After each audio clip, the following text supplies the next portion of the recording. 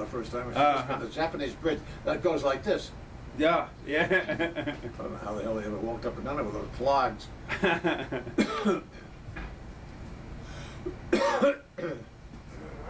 Oh. I put it in? Sure, why not? But is that all right?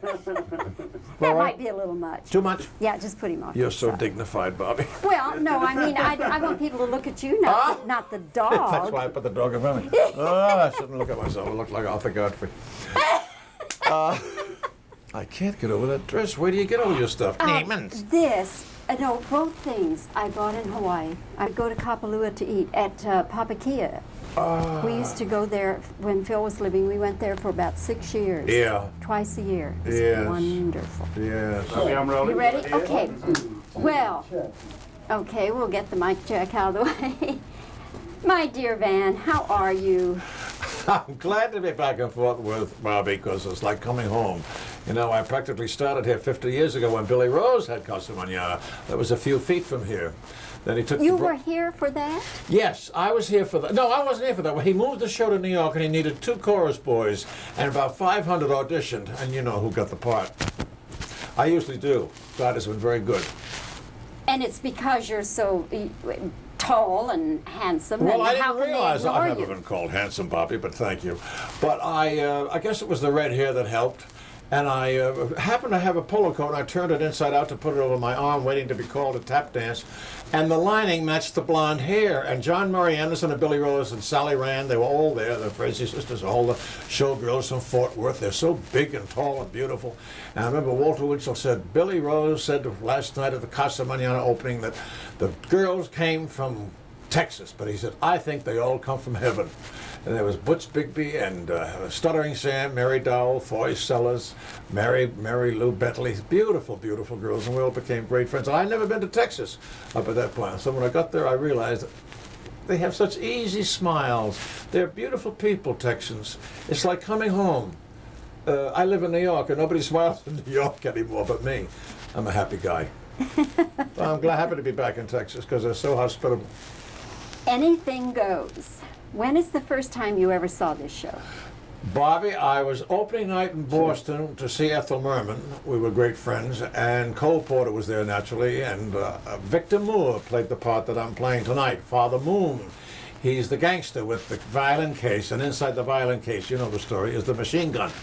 And Billy Gaxton played the young man with the singing voice. But it was the most exciting night of my first Broadway opening, which was out of town, and I saw it, and then of course came into New York, and the rest is history. I never thought I'd be playing the part. So you didn't ever do this role before? No, this is the first time tonight, folks, so be kind. In years to come, when you speak of this, and you will, be kind. Tea and sympathy. Tea and sympathy. Yes. Yes. Deborah Carr, my daughter's godmother. But it's fun being back at Casa because it always amazes me, Bobbie, how Bud Franks and his lovely Francie can get a show on in 6 days. You rehearse hard, but it's organized. It's so organized. They have a wonderful stage director, a stage manager named Richard Laster and Joe Stecco. Of course, they always keep the same staff, and there's always something nice to say about Bud Franks and his wife, that they keep the same people year after year. So they must be awfully nice people to work for. Well, they are, because I know I've played Casa so many times, I'm beginning to feel like Ruta Lee.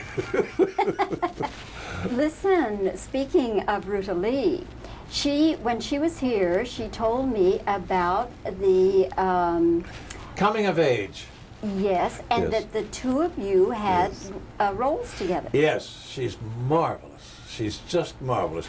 Now that the strike is over, they're going to pick up 10 more episodes, and I hope they ask me to do another one because we got along just like that. Well, I've always loved Ruta. I always adored her. She came to MGM, my studio, for 20 years, and I went over to see them shooting 7 Brides for 7 Brothers. So I said, who's the big blonde with the big eyes? And I said, oh, that's a girl named Ruta Lee.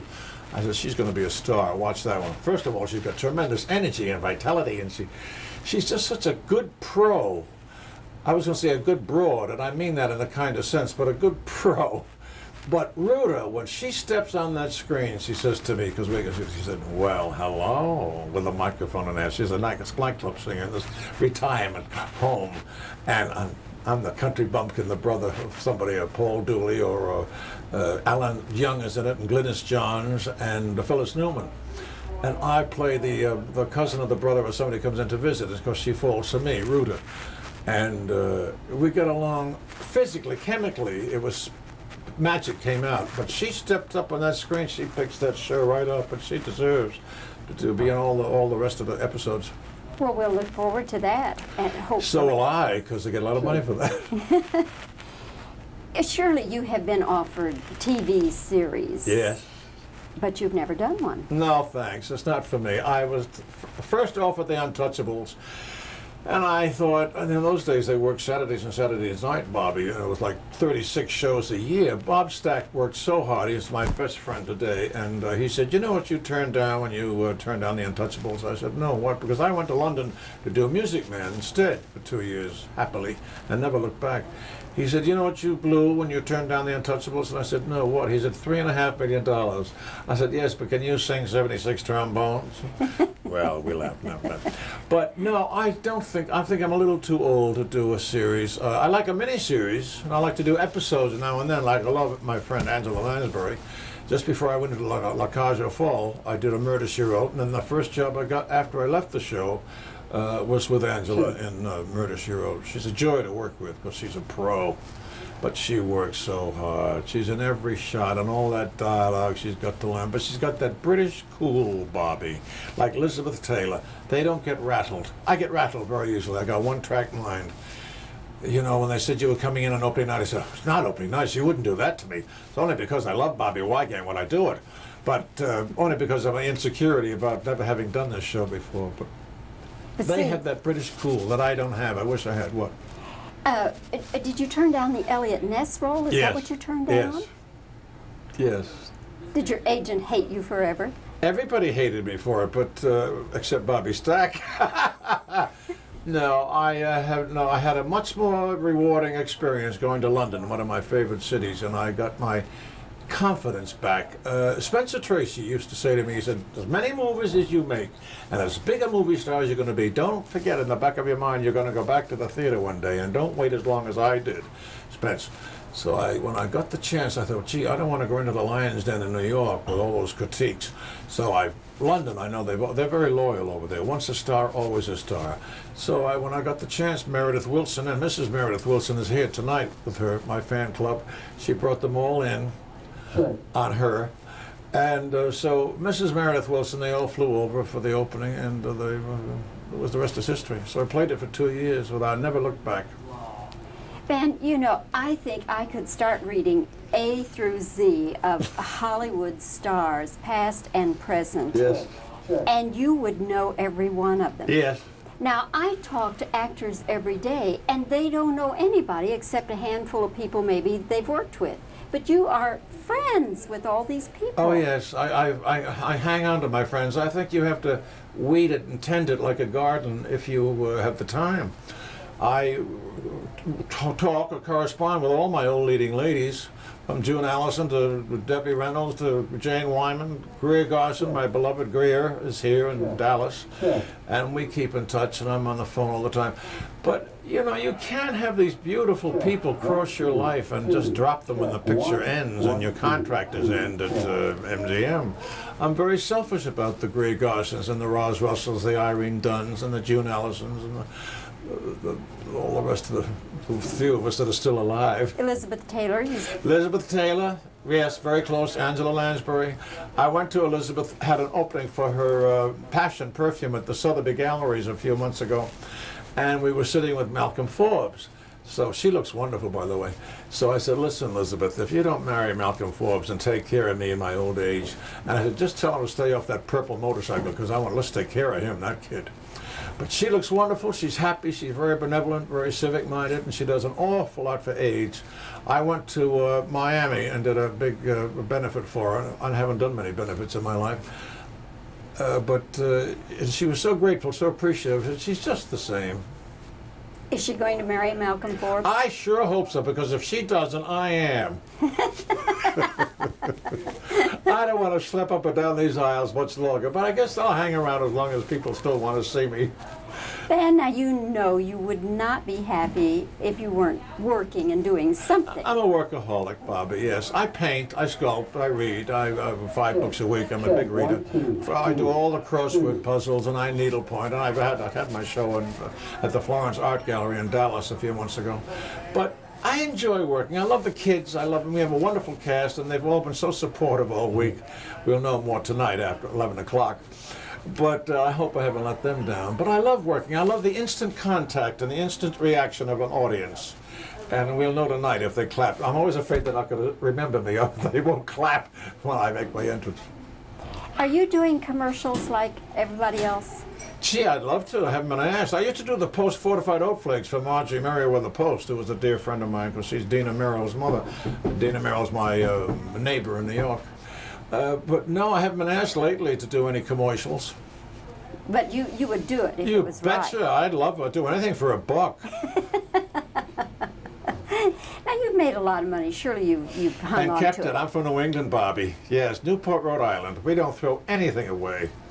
If you could look and see some of these old rags I'm still wearing from MGM. Was there ever a time in your life when you did do extravagant things? No, I was never extravagant. My only extravagance, I have a lovely penthouse in New York on Sutton Place, near Garbo and Katharine Hepburn. I can see Garbo washing her nylons and counting her money. And Hepburn, of course, is always still shoveling snow every winter. She saves $1 now, too, and now and then. She's very frugal. I don't mean that stingy-wise, but she's just New England. I went by there one day and she was shoveling snow, and I tapped her. I said, "You know, Kate, you can get a kid for $1 an hour to shovel the snow without even missing a beat." She said, "My father used to give me 20 cents an hour in Hartford, Connecticut." And I said, "And I bet you saved it too." But she did. She's very wealthy. No, my father taught me how to save a dime, and I still have my first salary and the wallet that came with it. Marlene Dietrich gave me this wallet from Asprey's in London 100 years ago. Now, I want you to see, folks, this is from Asprey's, and but it's always been full of money. Jack Benny saw it once. He said, "You're worse than I am." But Marlene won't see me. She doesn't see anybody. But I go over to Paris a lot. I was there when I got the call to come to Casa. But I always bring her a bundle of books because she reads everything that's printed, as Marlene said. She said, "I read everything that's printed." Still has trouble with those R's, huh? What? Still has trouble with R's. And Yes, like K. W's. Francis. Yes. But Marlene, well, because I love an impediment. Boris Karloff had kind of a lisp. The big hulking Frankenstein. He was a charming, sweet, simple, shy man. Not a bogeyman at all, huh? Not at all. No, not at all. No. What other fascinating things do you have to say about? I wish to heck you'd write a book about these people. You know, Bobbie, the editors and the publishers come to me with these $50,000 advances all the time, and I have to send it back. I don't want to hurt anybody. I'm thinking about it. I haven't played my third act yet, and I have total recall, fortunately. I can tell you what the Duchess of Windsor had on the first time I had met her and went to her house in Paris and what she served. She was a great housekeeper. She had a fabulous housekeeper. And I remember Amelia Earhart, meeting her for the first time. I met him Chiang Kai-shek and Garbo, of course, when I went on the MGM lot. Norma Shearer and I became great friends, and Greer and all the rest of them. But it's total recall. But I said I didn't want to hurt anybody, and I don't think anybody wants to read anything unless they want to climb into bed with somebody, and that's so boring. But David Niven wrote a couple of innocent, funny books, highly successful. I'd heard those stories over the years at different dinners. David and I were very good friends, but he elaborated a bit on them and didn't hurt anybody, innocently. So maybe I'm tempted. I'm making notes, Bobbie. All right. Listen, my dear, I won't keep you any longer. I wish somebody would keep me. I'm tired of working. I mean, I will not keep you from your My public. your I hear the theatric- mayor is coming tonight, so Yes, indeed. I'm going to put on a few extra Daryl's Day freckles. Well, listen, I wish you a happy stay here. Please. And it's going to be marvelous. I hope Now, so. you're the great optimist of the world. Where is that optimism? Yes, positive thinking. You're right. Phyllis Diller, Norman Vincent Peale. You'll be swell. You'll be great. Gonna have the whole world on a plate. Was I on key? No, That's all neither you was gotta- she. That's my lousy imitation of Ethel Merman, folks. I love you. I love you, Texas. I love you, Fort Worth, Dallas, Austin, San Antonio. God bless you. Thank you, Bobbie. God bless you. I love you. Just married to Burton? All right. You know, there was the Yeah. Jack Daniels and the eating I know. cut. Okay, all right. When was the very first time you ever saw Anything Goes? Bobbie, it was in Boston in the late 30s, I think, and I went up to Boston and met Cole Porter for the first time. Of course, Ethel Merman I was thrilled to meet, and a man named Victor Moore played my part. That's fine, okay. Van, I think I could list every star from A to Z, and you would know at least 99% of them. Now, how do you become friends with all these people? Well, I was under contract to MGM Studios for 20 years, and of course, all of those, that was another stable. But then I knew the Warner Brothers, and you meet them socially. But the kids today, I don't know many of the new kids, the TV kids. And you know, they're hot one season and then out the next. There's no foundation there. Okay. All right. Okay. I was trying to get into the Billy Rose thing. Oh, when did you first become aware of Texas and show business in Texas? Billy Rose gave me a job early on in my career, and he opened Casa Mañana, not very far from this Casa Mañana, and just a few feet, as a matter of fact. And he brought the whole troupe to New York City, took over the French Casino building, which was a nightclub, and ripped it out and put in tables and things Okay, like that. that's fine. All right. Okay. I understand you and Ruta Lee have done, what is the name of the series again? Coming of Age, with Paul Dooley, Ruta Lee, Glynis Johns, a dear man named Alan Young, used to do the Mr. Ed series. I'd never met him before, terribly sweet man. And Phyllis Newman. But Ruta is just fabulous in it. She picks up, you know, I love blondes, and she picks up that screen with that blonde. She's the only blonde in it. And she's got those big eyes, and you know the vitality this girl has. She's got the vitamins take her. Okay. All right. One more question, Jim. Okay. Is Elizabeth Taylor going to marry Malcolm Forbes? Gee, I hope so, Bobbie, because I said to her at the opening of her Perfume Passion, Mr. Forbes was sitting next to her in his kilts, and I was dying to ask him if they wear anything underneath them. Yes, they don't. But I said, if you don't marry Malcolm Forbes and take care of me in my old age, I'm not going to send you any more wedding presents. Because she said, you don't have to, because I still have that big set of towels from Bloomingdale's you met when I was married to Eddie Fisher. He said, Forbes, Fisher, FF. She still has them. She doesn't throw anything out either. Okay, one more. You brought that up. Okay. Now, all the years you've been working in show business, you surely have made some money. Oh, yes, I make money. I like to make money. I think that's what it's all about. And I saved it, too. I've got the first dollar I think I ever earned. I started at in the Catskills. I started at the Cherry Lane Theater down off Broadway, before off Broadway was chic, with two kids named Robert Walker and Phyllis Isley, and she later became Jennifer Jones. But we made $15 a week, and I still have it. As a matter of fact, Marlene Dietrich gave me a wallet from Ashbury's in Paris a few years ago, well, many years ago, because I've known Marlene for 20 years, 30 years. And I'm ashamed to say it's falling apart, but I'm very superstitious about it. Jimmy. And I'm rolling now, so.